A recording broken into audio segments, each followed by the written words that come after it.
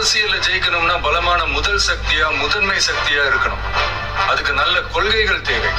ஏன்னா கொள்கைகள் தான் அரசியலுக்கான ஸ்ட்ரென்த், டிசிப்ளின் எல்லாமே. அப்படியான அரசியல் பயணத்துக்கு நாம யார துணையாகவும் வழிகாட்டியாகவும் எடுத்துக்கணுங்கிறதுல ஒரு நல்ல தெளிவும் புரிதலும் இருக்கணும். அந்த தெளிவோட புரிதலோட நாம தேர்ந்தெடுத்த நமது கொள்கை தலைவர்கள் தான் பகுத்தறிவு பகலவன் தந்தை பெரியார், பச்சை தமிழன் பெருந்தலைவர் காமராஜர், அண்ணல் அம்பேத்கர், ராணி வேலு நாச்சியார், மக்கள் சேவகர் அஞ்சலை அம்மா. இவங்க 5 பேரும் எப்படி நம்ம கொள்கை தலைவர்களாக ஆனாங்க, எந்த அடிப்படையில் ஆனாங்க? ஃபர்ஸ்ட், தந்தை பெரியார். பெரியார்னாலே கடவுள் மறுப்பு கொள்கை மட்டும்தான் ஒரு சிலர் இங்க அப்படி ஒரு பிம்பத்தை கட்டமைச்சிட்டாங்க. நாங்க யாரோட கடவுள் நம்பிக்கையும் எப்பவும் உதாசீனப்படுத்தவே மாட்டோம்.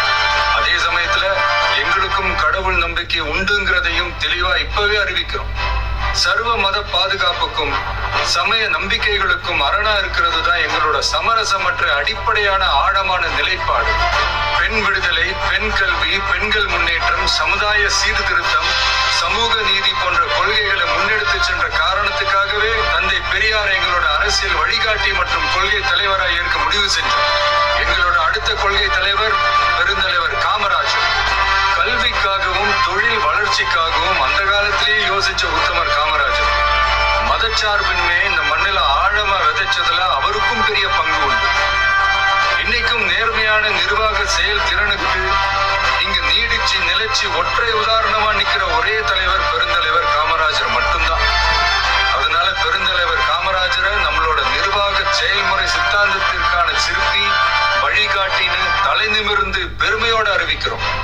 நமது அடுத்த கொள்கை தலைவர் இந்திய துணைக்கண்டத்தின் அரசியல் சாசனத்தை ஆக்கி காட்டிய சட்ட மேதை அண்ணல் அம்பேத்கர்.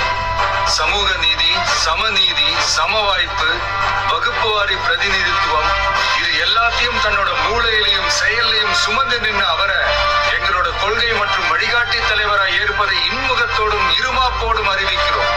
எங்களின் ஆகப்பெரும் அடுத்த வழிகாட்டி இந்த தமிழ் பெருநிலத்தின் சிவகங்கை பகுதியை கட்டியாண்ட மாபெரும் பேரரசி, பெண்ணரசி ராணி வேலு நாச்சியார். தன்னோட கணவரை இழந்த பிறகும் கூட கைம்பெண்ணா வீட்டுக்குள்ளேயே முடங்கி கிடக்காம வாளேந்தியும் வேலேந்தியும் இந்த மண்ணை காக்க போர்க்களம் புகுந்த வீர புரட்சியாளர். இந்தியாவோட முதல் விடுதலை பெண் போராளி தான் நம்ம வேலு நாச்சியார். நாடாண்ட தமிழச்சி.